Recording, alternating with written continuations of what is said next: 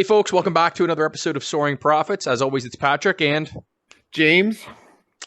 we're here today chatting with James a little bit about you tell me you had a bit of a life journey that you've gone through over the last number of years, and you've taken on a whole new different James. Tell us a little bit about it. A whole new different James. So what Pat's alluding to is that about 6 years ago, I was 356 pounds, quite a large man. I don't know if you get a chance, go to YouTube, you'll see some of my videos, live action videos, and you'll see that I'm no longer that size. But I was quite a large man, very unhealthy. I ate a lot of bad snacks, bags of chips and pizza, and basically I ate a lot, and All the there good was a stuff. good reason. There was really a good reason to be that fat man that I became. So what happened was I had a buddy, a really good friend of mine, showed up to one of my events. I had a little party going, and what he did is he walked into the door and he had lost 50 pounds. It was like he was a totally different man. So that whole party, we started talking about what he was talking about, and he told me about this keto thing. Now, I had never ever heard about keto. So he told me about it. He told me to go into Google because there's all kinds of information. And there is, if you're more interested, you can go into Google and it'll explain the science behind keto. But basically, what keto is that you go from, like right now, walking around, most people process sugar in their bodies, like through carbohydrates, etc. And that's how you fuel your body. That's what your body runs on. Well, the keto diet runs on fat. So you intake fat, you cut out your carbs, you cut out sugars, and your body switches its gas source. It's like you're switching to diesel, and you run on fat. So what happens is if you lessen the amount of food you eat and you're eating a fat diet, it starts removing the fat from your body. Now, this is a very non-scientific explanation. So what happened is I said to him, okay, I need to know. I like things simple, stupid, easy. So what he did is he gave me There's a joke there somewhere. there is. Uh, so what he did is he gave me a day. I said, I want a day. So he started the day. You drink bulletproof coffee. The lunchtime was a So chicken what is that? leg. What is a bulletproof coffee? Bulletproof coffee is the most delicious coffee I've ever tasted. It's going to sound disgusting, though. So what you do is you take six cups of coffee, you pour it into a blender, you add one tablespoon of butter and another tablespoon of coconut butter. And then I like cinnamon, so I dashed a little cinnamon in there. And then you blend that up and it froths up almost like a latte. And you drink up. Now, I'm a coffeeaholic. That's why I said 6 cups, but you can do 4, you can do 2, you can do 1, whatever it is, you want to get that. That's your first fat intake of the morning. That's right. Alerting your body that you have to do that. You're going to be That's using fuel. Fat as a fuel. Right. You're using fat as a fuel, and that's your first, because when you wake up, you need fuel. You haven't had it all night. Now, before I get any further, with the keto diet, you dehydrate fast, and I dehydrated fast when I was learning how to do this. So you have to have a bottle of water right beside you on your desk, right beside you wherever you are, and you're drinking that all day. Otherwise, because you urinate a lot, you will, like I actually ended up going to the hospital because I thought I was stroking. That's how bad my dehydration was. But so what I did is I counteracted that by water. So anyway, you start with the bulletproof coffee, which is delicious. The next, it was a chicken leg, and which is a high. It's not so high in fat, but it's higher fat than say a chicken breast or something. Right. So you have the chicken leg. You have some vegetables that are non-sugar. So like your carrots is high in sugar. You're not having that. Your corn high in sugar, you're not having that. But celery, lettuce, anything that's not high in sugar. And then you add avocado. Avocado is the most delicious. I believe it's a fruit that you can eat. I love it. I had avocado on everything. But that's all you have. And then dinner, what I did for dinner is you can repeat that. So I would have a pork chop, a sausage, bacon, or whatever. And then what you want to do is you're going to, because you're going from sugar to fat, you still have those sugar cravings. Cravings to me, like sugar to me is like cocaine, even though I haven't had cocaine. But the way I understand it is you crave it. Your brain keeps on telling you need it. So the way you counteract that is you fill your fridge full of cooked bacon, cooked sausage, cheese, quick, easy, fat snacks. And so anytime you're hungry, you grab one of those. That will not kick you out of keto. it's good for you, and you can still stay on it. So I had those in there too. And so because I did that same day for 2 months. That exact same day, changed the meat up. So Okay. sometimes I'd have a fatty pork. Sometimes I'd have back bacon. Oh my God, back bacon, delicious. Uh, So for our uh, Americans, that's Canadian bacon. that's Canadian bacon. If you haven't had it, have it. And Yep. then lots of eggs. Added a lot of eggs to it. So for 2 months, that's all I did. And in 2 months, I lost 50 pounds. Just fell So off me. so as Didn't work somebody, out. Did nothing. right. Nothing. Yeah. So as somebody who's watched it for a long time here, Yeah. we thought you were dying. A lot of people asked me if I had cancer, to be honest. Right. Yeah. And the whole concept is that you were a large fella, and Yes. now you dedicated yourself for 2 months. Even before that, like the first month, we saw the weight just fall off. It was such a Yeah. dramatic change that, like I say, there were some people that were a little bit concerned. This could be the big one. We might lose James P here. But no, your journey has been very, very interesting to say the least, because you've done this as a whole life thing. And I know that we've talked about this previously, but you took this on as such a challenge and such kind of an inspiration that you've pulled this off over the last number of years here. But first, that first year, what were you down in the first couple months? So the first 2 months, I was down 50 pounds. And then while I Wow. was doing that 2 months where I was eating the same thing over and over and over again, I was studying keto. And if you want to get on keto, study it. Watch the videos, read everything you can about it, understand the science, because then you can build a plan, a meal plan of your own that includes more food, more fat. There's all kinds of recipes out there that you can do. And then you can make your life a little bit more interesting than eating the same foods every day. Right. So I did that, and then when I did that, I kept on going. And after a year, I had lost 100 pounds. So I went from Wow. 356 pounds to 256 pounds. I didn't walk, I didn't run, I didn't work out, I did Right. nothing. All I did was eat differently, Right. and then I stalled. So a Sure. stall is when you stop losing weight. Yep. So I did research on that, and basically what it is that your body is now used to your diet. So what you have to do is you don't have to do it long. Plateau effect, would I call it That that? A I believe it's plateau? called a Sure. plateau effect. Yeah. Sure. So what you do is you just eat bad again for like a day or two. So Yep. that's what I did. I ate bad for 3 days. I was pretty happy about it, I thought. So I was eating pizza and chips and stuff like that. And I felt disgusting. Like Right. my body just was so not used to it that I started feeling ill. Right. After that 3 days, went right back into keto. My body like went into ketosis right away, and next thing I know, losing weight again. And over the second year, I lost another 100 pounds. No, not 156 pounds. Yeah. Wow. So now I'm down to 205. That the math is wrong. So I lost 101 pounds, and I've stayed at that. Now the hard part for me is that going back to a regular diet.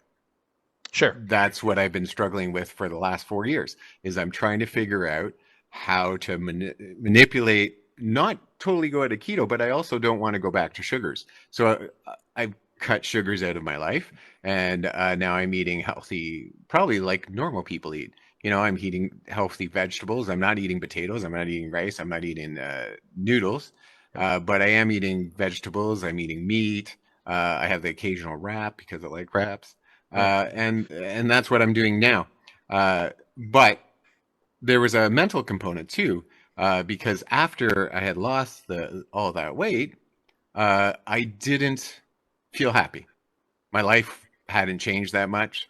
I still wasn't doing a whole lot. So I had to make some big changes in my life, and I had to figure out why I ate, why I had those craving for a bag of chips in the middle of the night, why I would order a pizza on my way home from work. I had to figure that out. So I did a deep dive into my life, and I looked at the reasons that I ate, and I worked through that. And so my mental game came up to a place that my body was at. So now I know why I have a craving. So I still have cravings. I still go like maybe I'm depressed, maybe I'm triggered by something that happened, and my my brain is like, let's go get a pizza because that's going to solve it. Sure. Because that's literally what I would think Right. that my brain, if I have pizza, it's going to make me feel better. Right. That was a literal thought I had. So I had to counteract that. So now I like running. Sure. So I'm going to go for a run. I'm going to go for a walk. I'm going to take my dog for a walk.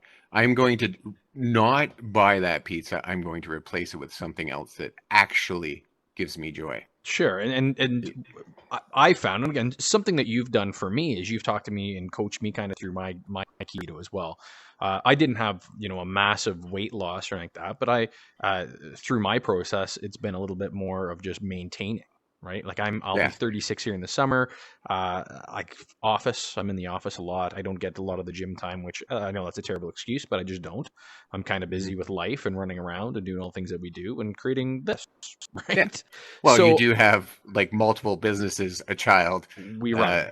and people you take care of. So Right. I Yeah. So it's understand a that. bit of a day. Well, but Yeah. it's one of the things that I found, and kind of touching on base of what you're doing there, is that your cravings change. Like, so Hmm. I find now that when I, go to grab the pizza or the ice cream or the chocolate bar and stuff like that, it literally doesn't taste good. Like, it's Oh. very weird. Like you don't get the same feeling or Hmm. or the same craving sensation that you did previously too. So that's where I'm wondering what you have now that you've been on it for so long and so successful with it. So you're absolutely right. Like when you have that chocolate bar, like before when I was a big fat guy, it brought me some sort of weird joy. I Right. can't explain it. I don't know why it did. Sugar But cocaine. now I have the chocolate bar. It just makes me feel ill. I, Right. I I also don't like the taste of it. I would drink a case of pop in 2 days.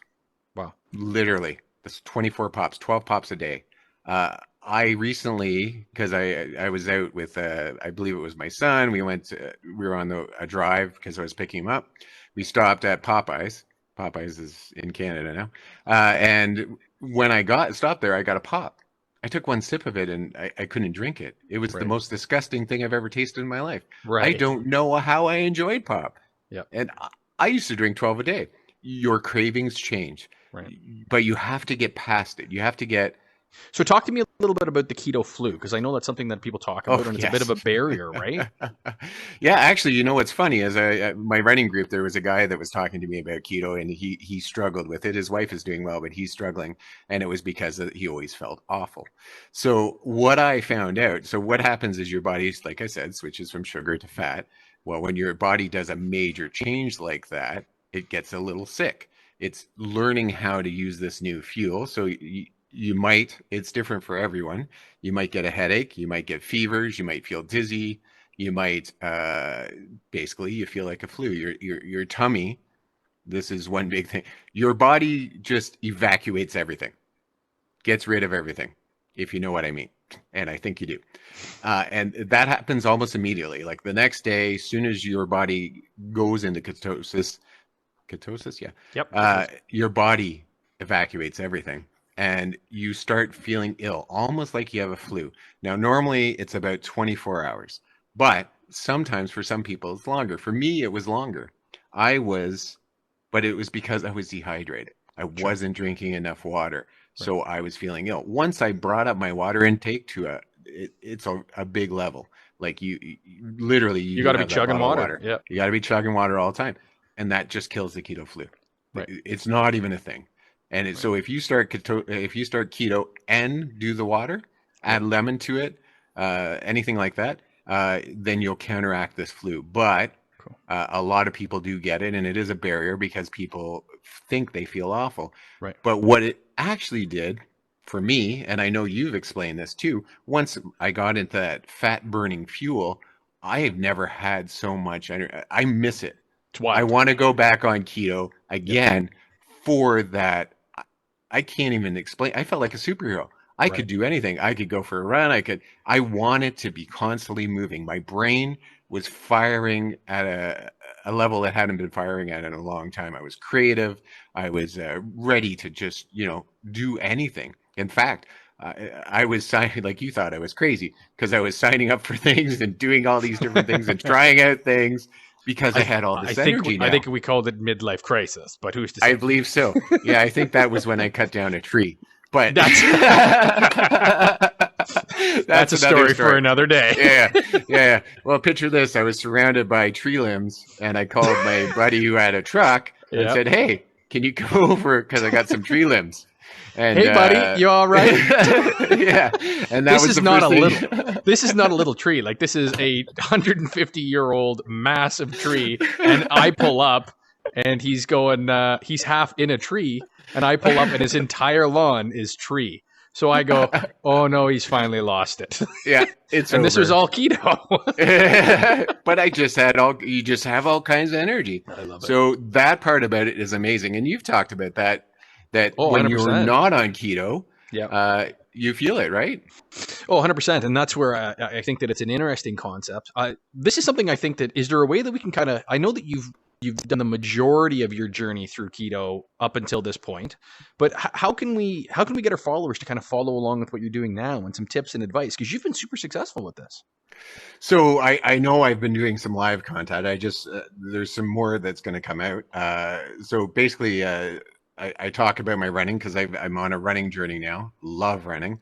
I have a 5K race this weekend that I'm hoping to do some interviews. I can't wait to show you that because I am super excited to do this race. I can't wait. I've been wanting to do it for a long time. It's only 5K, but I'm hoping to talk to some other runners and we'll get it to you. But what I plan on doing is I'm going to make some short videos. We're going to talk about it here too, of course. Yep. And we'll just talk about the journey that I had. Like if you have seen some of my live videos, I talk about mind, body, and soul, and how the three of them are linked together to form goals, to be able to run, to lose weight. Because I have a bit of a psychological background, and I have a bit of I went through my journey, and I can't wait to share with you. I want to share with you the steps because it's doable. I am not, believe me, I am not anything special. I have helped other Believe people them, do folks. this. Wow. No, I'm just kidding. I'm nothing special, and I'm telling you right now that if you follow it, if you're Right. committed, but the first thing you have to do is deep dive and have a reason. Right. If you're going to come to me and say, I just want to lose 100 pounds, that's not a reason. You have to have a reason. For me, my parents died when I was 27 and 28. My mom died when I was 27. And my dad died when I was 28. And my kids didn't have any grandparents, and it affected them through their life. And I can't fathom that should happen to my grandkids. I want to raise my grandkids. I want to play with them. I want to teach them how to throw a ball. I just want to be there for them. And I got to the age that I should have known better, and I was 356 pounds. And I thought to myself, if I keep on going, I'm going to be dead before my kids have kids. And I couldn't do it. And that was so important to me. Not only that, I went through some things with the ex, and I separated. And then, I also realized that I have to be the platform that they rise from because, that's who I am. So if I'm not there, like my parents weren't, there's no platform. Like there was no net under me for the majority of my life. Right. I have now lived a life longer without my parents than I have with my parents. And I'm telling you, that's life altering. So those were my two big things. It wasn't because I wanted to lose weight. I'm telling you right now, I'm happy I lost weight, but that's not my reason. I lost weight because I needed to be healthy for my children. You have to find whatever that is. It doesn't matter what it is. You have to find that has to be the mindset, like the mind part of it. And then your body will just come because you will have that constantly. Anyway. I love it, man. I love it. No, for sure. But you're nailed on. And if we can just look at this gentleman up here in the corner here, that's our new guy now, and he looks pretty fit, pretty trim, and handsome looking bugger. So the guy on the right, the guy on the left always looks like that. Wow, well, something like that. Yeah. James, thanks, man. As always, I appreciate you sharing, and that's something that hits really close to home, and I appreciate that you share that with us and our viewers. So, and I hope to share more in the upcoming future. Look at us at YouTube. We have it all out. Soaring Profits. We're also on TikTok and Instagram. There you go. Yeah, we're all set. We launched. We're ready to go. Come join us. It's going to be great. Thanks, folks. Again, as always, appreciate it. And it's Pat and James. Let's have these conversations and let's make some money together. Thanks again, folks. Take care. thanks again for joining us at Soaring Profits. Patrick, James here. We'd like you to please like, subscribe, share, and follow us on Facebook, Instagram, TikTok, and of course YouTube, which is probably where you're watching it right now. We'd love to have you there. And comment. Let's start a dinner table conversation right on our channel. Thanks again, folks. Appreciate it.